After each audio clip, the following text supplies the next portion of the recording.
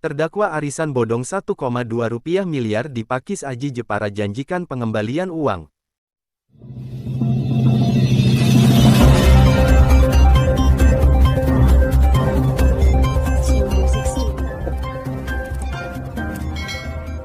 Jepara Update, terdakwa arisan bodong berinisial IN, 28, warga Desa Plajan Kecamatan Pakis Aji menjalani sidang berikutnya.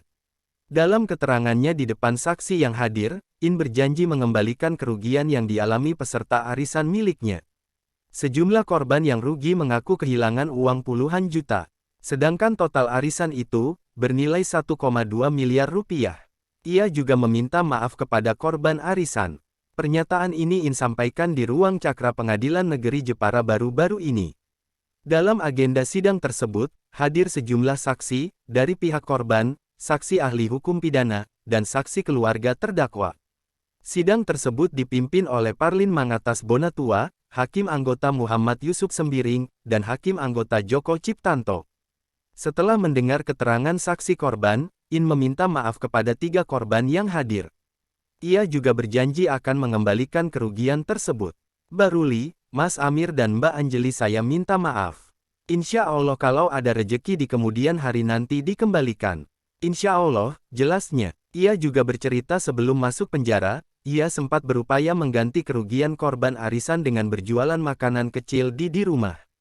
Saya jualan kecil-kecilan di rumah, saat sekolah sore TPQ saya jualan, lalu bikin parcel, semua keuntungannya saya kumpulin untuk nyicil kerugian. Keuntungan dari jualan dari jam 3 sampai 5 bisa sekitar 200 ribuan, ungkap IN. Selain itu, dalam sidang Hakim Anggota Joko Ciptanto mengingatkan kepada para korban untuk memikirkan kesalahan masing-masing pribadi. Apalagi para korban juga pernah mendapat keuntungan. Saya heran, jangan protes saja kalian kepada orang yang bersalah. Kalau ada keuntungan itu biasa, karena ini bisnis. Maksud saya, pikirkanlah kesalahan kita juga, jelas Hakim. Sementara itu, saksi ahli hukum pidana Muhammad Fatahillah Akbar yang turut memberikan keterangan mengatakan banyak kasus serupa terjadi dengan skema investasi atau arisan bodong. Hal tersebut jelas melawan hukum bila dilihat dari modus operandinya, karena untuk mendapat keuntungan.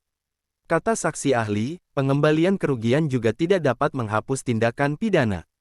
Namun pengembalian kerugian bisa menjadi dasar bagi majelis hakim untuk menilai berat atau tidaknya hukuman.